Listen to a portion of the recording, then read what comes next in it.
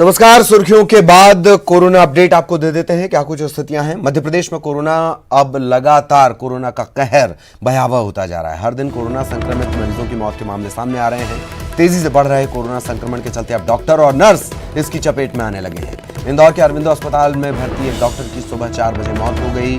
2 दिन पहले इस डॉक्टर की कोरोना रिपोर्ट पॉजिटिव आई थी। शहर में कहर बरपा रहे कोरोना ने महू में पदस्थ एएसपी समेत 40 नए रोगियों को अपना शिकार बना लिया है। एक ही दिन में 5 मौतों की पुष्टि हुई है। इनकी मौत मंगलवार और सोमवार को हुई। एक मौत आज सुबह हुई है। और अब प्रदेश में, पूरे सूबे में अगर बात कर ली जाए, मध्य प्रदेश में कोरोना पॉजिटिवों की संख्या 400 के करीब पहुंच गई है। प्रदेश में मौत का आंकड़ा 31 पहुंच चुका है। इंदौर शहर में 213 पॉजिटिव, 22 की मौत। कोरोना की मृत्यु दर देश में सर्वाधिक 9.6% पहुंच चुकी है। कल जो 40 मरीज नए आए हैं उसको मिलाकर अभी तक इंदौर जिले में 213 पॉजिटिव मरीज का फिगर पहुंच गया है। और कल 6 मृत्यु के बाद जो मृत्यु का आंकड़ा था वो 21 तक पहुंच गया है। अभी सुबह सुबह एक दुखद घटना ये प्राप्त हुई है कि हमारे एक चिकित्सक साथी की भी मृत्यु अभी हो गई है। उन्हें अगर जोड़ लिया जाए तो 22 मौतें हुई है। सहयोगी अरुण इस वक्त हमारे साथ जुड़े हुए हैं। अरुण, क्या कुछ अपडेट इस वक्त का कोरोना अपडेट, वो भी हमारे दर्शकों को बताएं। इसके अलावा तेजी से बढ़ता हुआ आंकड़ा, क्या यह अब डरा रहा है? बिल्कुल, देखिए इंदौर की अगर बात की जाए तो इंदौर में 213 पहुंच गया है पॉजिटिव मरीजों का आंकड़ा और 22 लोगों की यहाँ पर मौत हो चुकी है। लेकिन सबसे बड़ी बात है कि एक डॉक्टर की मौत हो गई है जो एमबीबीएस डॉक्टर थे, शत्रुघ्न पंजवानी। उनकी भी ड्यूटी लगी हुई थी, लेकिन उनको 2 दिन पहले ही कोरोना पॉजिटिव उनकी रिपोर्ट आई थी। पहले उनको गोकुलदास अस्पताल में भर्ती किया गया था, उसके बाद वो सीएचएल अस्पताल में उनको ले जाया गया था और कल उनको अरविंदो में शिफ्ट किया गया था। लेकिन आज सुबह 4 बजे उनकी मौत हो गई और अब ये आंकड़ा है वो 22 तक पहुंच गया। लेकिन ये देश में पहली मौत है जो कोरोना से किसी डॉक्टर की हुई है। तो ये बड़ी बात है कि जिस तरह कोरोना अब डॉक्टरों को भी अपनी चपेट में लेता जा रहा है, जो खुद इसके इलाज में लगे हुए हैं, तो उन्हें भी एहतियात बरतने की ज्यादा जरूरत है, क्योंकि उनकी ज्यादा जरूरत भी है डॉक्टरों की इस समय। तो इंदौर की अगर बात की जाए तो हॉट स्पॉट बन गया है कोरोना का और रेड जोन में इंदौर पहुंच गया है। तमाम एहतियात बरते जा रहे हैं। पूरा शहर लॉकडाउन पे है और सभी आवश्यक सेवाएं यहाँ पर बंद है। बावजूद इसके लगातार मरीजों की संख्या बढ़ रही है। कुछ खास इलाके हैं जो अल्पसंख्यक बाहुल्य हैं, वहां पर इनकी संख्या ज्यादा दिखाई दे रही है। और अगर मौत की बात की जाए तो कोरोना से मौत अगर 22 हुई है तो इनका जो जनाजे जो पहुंचे हैं कब्रिस्तानों में 163 पहुंच गए हैं। तो कई दूसरी बीमारियों से भी मौत हो रही है। आपने ये दिलचस्प एक एनालिटिकल रिपोर्ट जो हमने अभी दिखाई भी है, ये बहुत ज्यादा परेशानी बढ़ाने वाली है। मनीष सिंह भी इस बात को समझ रहे हैं। अरुण, बिल्कुल, देखिए मनीष सिंह ने इसकी जांच के जरूर आदेश दिए हैं, लेकिन डेली इस तरह जो मौतें हैं वो हो रही हैं। हालांकि वो कोरोना पॉजिटिव है या नहीं है, लेकिन जो मौतें हो रही हैं, जनाजे जो पहुंच रहे हैं वहां पर वो 163 है। मतलब जो 8 दिन में अगर मौतों का आंकड़ा देखा जाए तो जो महीने भर में हुई थी उससे 4 गुना 5 गुना ज्यादा है। तो ऐसे में अब ये कहना मुश्किल हो रहा है कि इनकी ये कोरोना पॉजिटिव है या नहीं है। लेकिन जिस तरह से वह जनाजे पहुंच रहे हैं, कब्रिस्तान में लाशें दफनाई जा रही है, तो उससे मौत का आंकड़ा तो पिछले 8 दिन में 163 तक पहुंच गया है। हालांकि जो ऑफिशियल है उसमें 22 मौतें बताई जा रही थी। ये सब चीजों की जांच की जा रही है, रजिस्टर मंगाए जा रहे हैं। नगर निगम जो कब्रिस्तानों को देखता है उन्होंने भी सारे रजिस्टर कब्रिस्तानों के तलब किए हैं। और अब हालांकि जो मुस्लिम समाज के लोग हैं या अल्पसंख्यक लोग समाज के लोग हैं, उनका कहना है कि दूसरी बीमारियों से मौत हो रही है, क्योंकि डॉक्टर जो है वो देखना बंद कर दिया है। कोरोना के डर से जो प्राइवेट डॉक्टर हैं अस्पतालों में दूसरे इलाज भी नहीं कर रहे हैं कि उन्हें डर है कि कहीं कोरोना ना हो जाए, इसलिए ज्यादा मौतें हो रही हैं। इस तरह के तर्क भी यहाँ पर दिए जा रहे हैं। चलिए, बहुत बहुत शुक्रिया आपका अरुण इस तमाम जानकारी के लिए। सहयोगी अरुण हमारे साथ जुड़े हुए थे और जिस तरीके से जानकारी उन्होंने दी है वो भी एक महत्वपूर्ण, एक तो डॉक्टर की मृत्यु, धरती के भगवान अगर इसकी चपेट में आएंगे तो आपकी जान कौन बचाएगा, ये एक बड़ा सवाल। दूसरा, क्या लोग आंकड़ों को छिपा रहे हैं? क्या अब जो संक्रमित हैं वो अपने आप को छिपा रहे हैं, जानकारी नहीं दे रहे हैं? अगर ऐसा है तो ये आपके लिए खतरे की घंटी है, इसे समझिए।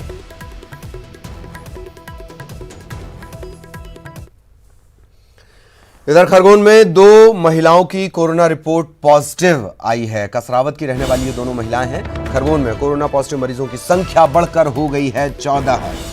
खरगोन से बड़ी खबर, बड़ा अपडेट आपको दे दें। खरगोन में 2 महिलाओं की रिपोर्ट पॉजिटिव आई है।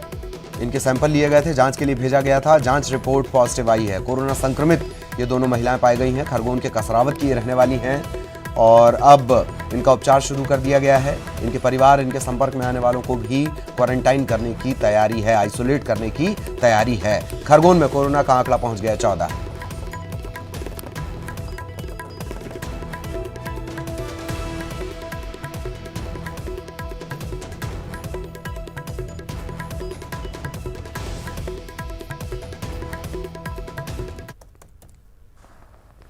इधर कोरोना की लड़ाई में राज्यों को केंद्र सरकार का साथ मिला है। केंद्र सरकार ने राज्यों के लिए खास पैकेज को मंजूरी दे दी है।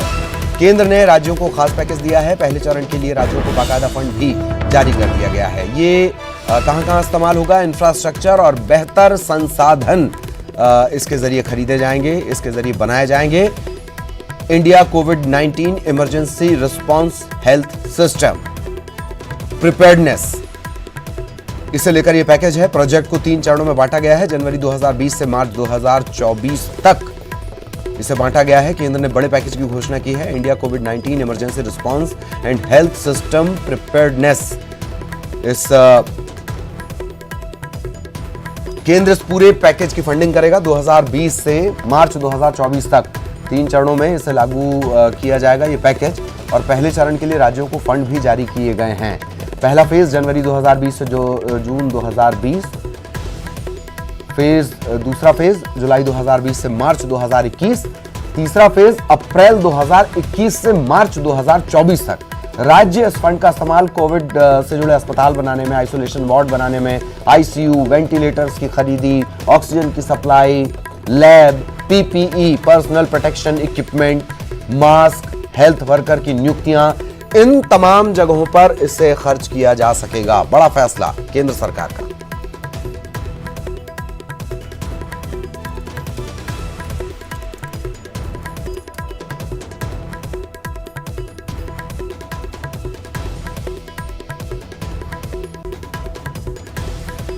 नेशनल एडिटर शैलेंद्र वांगू इस वक्त हमारे साथ जुड़े हुए हैं। इस बड़े फैसले को और बारीकी से समझने की कोशिश करते हैं। शैलेंद्र जी, बड़ा फैसला, राज्यों को मदद मिलेगी और बहुत तेजी से मिलेगी।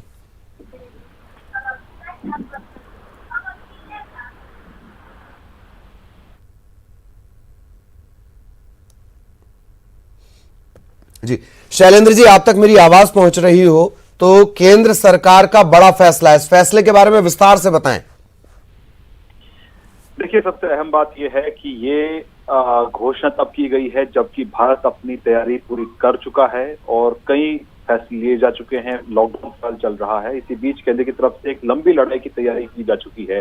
केंद्र ने आज एक बड़े पैकेज की घोषणा की है जिसका नाम इंडिया कोविड-19 emergency response and health system preparedness के नाम से पैकेज है। इस पैकेज का मकसद ये है कि राज्य अपने आप को तैयार कर पाए एक लंबी लड़ाई के लिए, कोविड-19 से निपटने के लिए, और एक जो ढांचा है, जो मूलभूत ढांचा है, हेल्थ जो सिस्टम है, उसको मजबूत कर सके, इसके लिए पैकेज दिया जाएगा। और ये पैकेज मार्च 2024 यानी कि अगले 4 सालों तक इस पैकेज के 3 फेजेस के अंदर ये पैसा रिलीज किया जाएगा।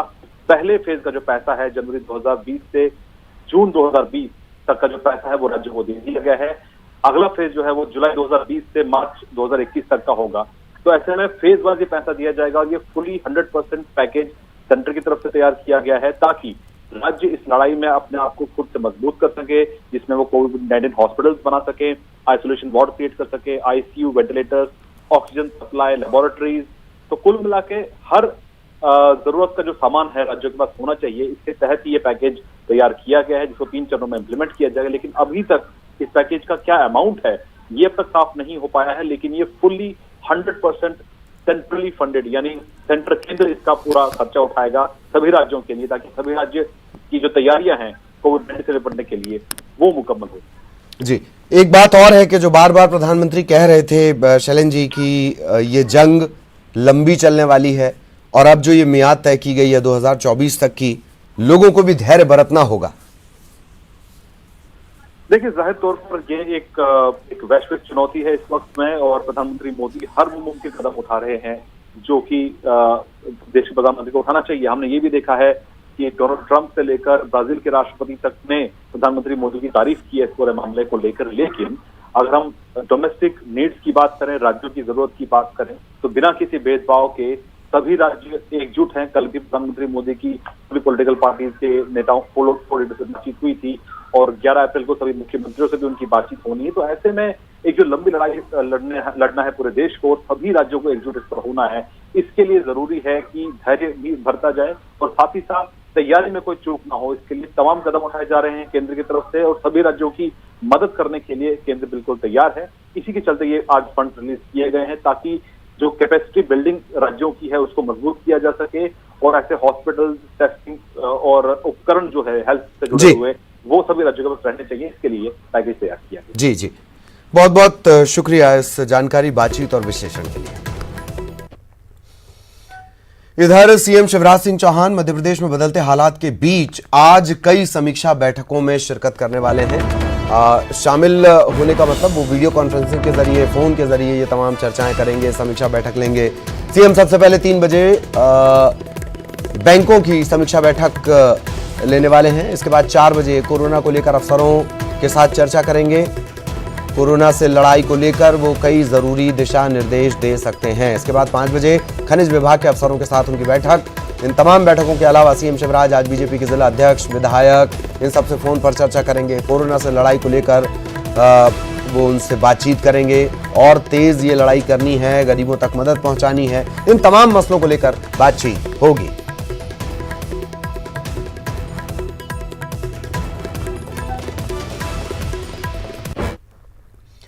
इधर जबलपुर में 9वां कोरोना पॉजिटिव मिलने के बाद कलेक्टर ने आदेश दिए हैं। पंचशील नगर का 3 किलोमीटर का एरिया कंटेनमेंट एरिया घोषित किया जाएगा। पंचशील नगर के 5 किलोमीटर के इलाके को बफर एरिया घोषित कर दिया गया है। घर घर हेल्थ सर्वे किया जाएगा। कंटेनमेंट एरिया के सभी निवासियों को 14 दिन तक होम क्वारंटाइन किया गया है। इलाके के एंट्री एग्जिट पॉइंट पूरी तरह से सील कर दिए गए हैं। पुलिस और स्वास्थ्य विभाग की टीम तैनात कर दी गई है। जरूरी सेवाओं को छोड़कर कंटेनमेंट एरिया में आने जाने पर पूर्ण प्रतिबंध लगा दिया गया है।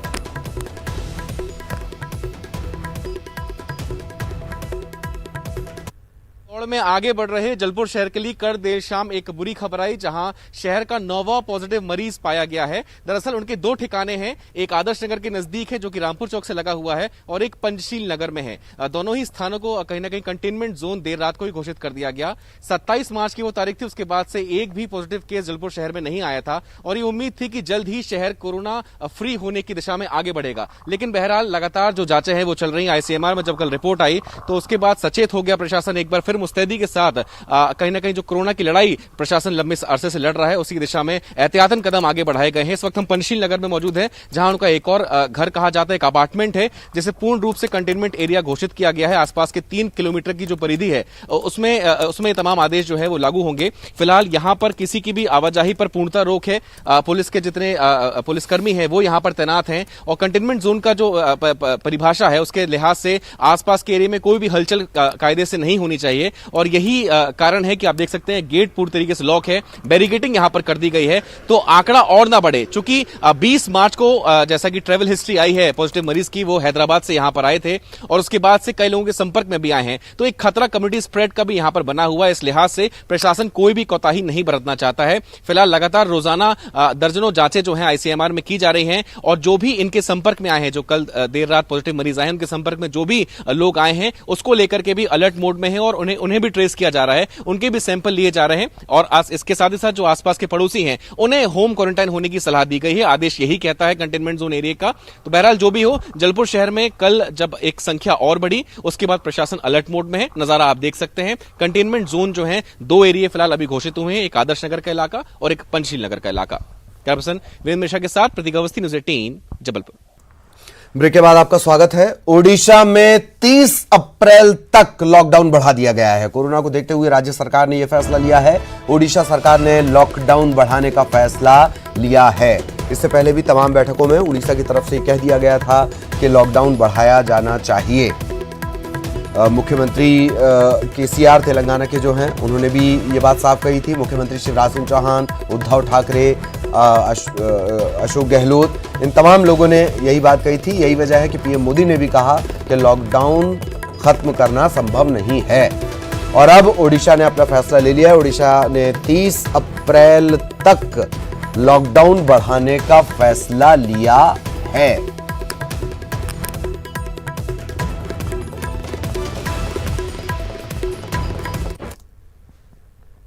और भोपाल से इस वक्त बड़ी खबर आ रही है। यहां के व्यापारियों और स्टोर मालिकों ने टोटल लॉकडाउन को कमाई का जरिया बना लिया है। जरूरी सामान की सप्लाई न होने का हवाला देकर ये व्यापारी जनता से मनमाना दाम वसूल कर रहे हैं। आलू प्याज 80 रुपए किलो, तेल, चीनी, आटा, इनके दाम भी आसमान पर हैं। इन सबके बीच जरूरी सामान घर घर तक पहुंचाने के दावों की हवा निकल गई है, क्योंकि अगर आप 1500 से लेकर 2000 तक का सामान ले रहे हैं तभी आपका ऑर्डर बुक हो रहा है, आपको सामान घर पर मिल रहा है। कम कीमत का सामान अगर आपको चाहिए तो आपका ऑर्डर बुक नहीं किया जा रहा। परेशान जनता हेल्पलाइन नंबर पर मदद मांग रही है, वहां से भी उसे निराशा हाथ लग रही है।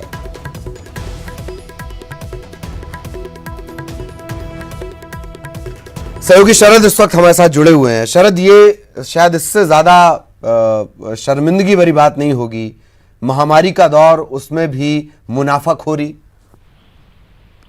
बिल्कुल, देखिए आपने सही कहा है। और ये मुनाफाखोरी कहीं ना कहीं लॉकडाउन के दौरान लोगों के लिए परेशानी का सबब भी बन रही है।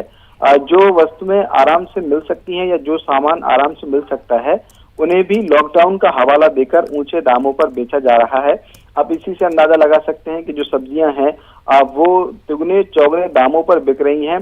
आलू और प्याज के दाम ही जो कुछ वक्त पहले तक, करीब हफ्ते भर पहले ही की ही अगर बात करें तो 30 रुपए किलो तक बिक रहे थे, वो 70 से 80 रुपए किलो तक में बिक रहे हैं। ये सिर्फ और सिर्फ मुनाफाखोरी है। हालांकि सरकार की ओर से और प्रशासन की ओर से ये कहा गया है कि इस तरीके से अगर कोई मुनाफाखोरी करता है, यहाँ तक कि रेट लिस्ट भी जारी कर दी गई है, लेकिन इतने बड़े शहर में या इतने बड़े प्रदेश में कुछ हेल्पलाइन नंबर तब तक कारगर नहीं हो सकते जब तक कि खुद लोग ये न समझे कि ये आपदा का वक्त है, लिहाजा उसे अवसर नहीं बनाना है। खुद ही दुकानदारों को आगे आना होगा।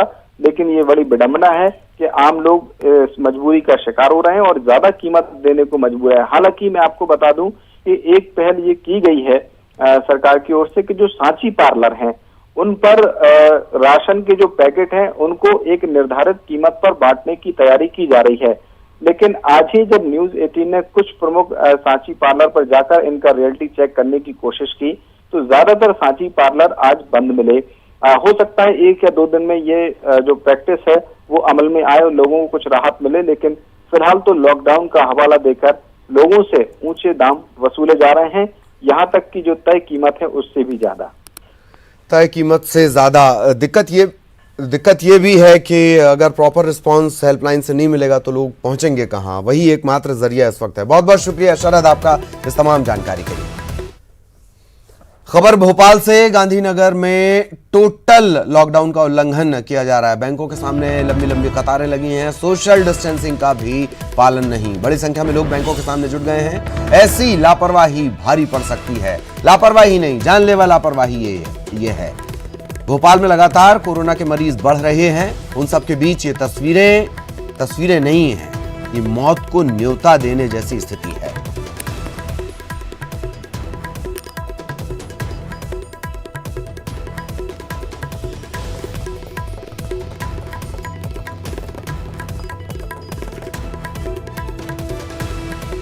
तो ये तस्वीरें आप देख रहे हैं, इसी तरीके की तस्वीरें बाकी जगहों से भी आई थी। ये गांधीनगर की तस्वीरें हैं। बैंकों के सामने लोगों की भारी भीड़। सोशल डिस्टेंसिंग का भी लोग पालन नहीं कर रहे हैं। बड़ी संख्या में लोग बैंकों के सामने इकट्ठा हो गए हैं। भारी पड़ सकती है ये जानलेवा लापरवाही।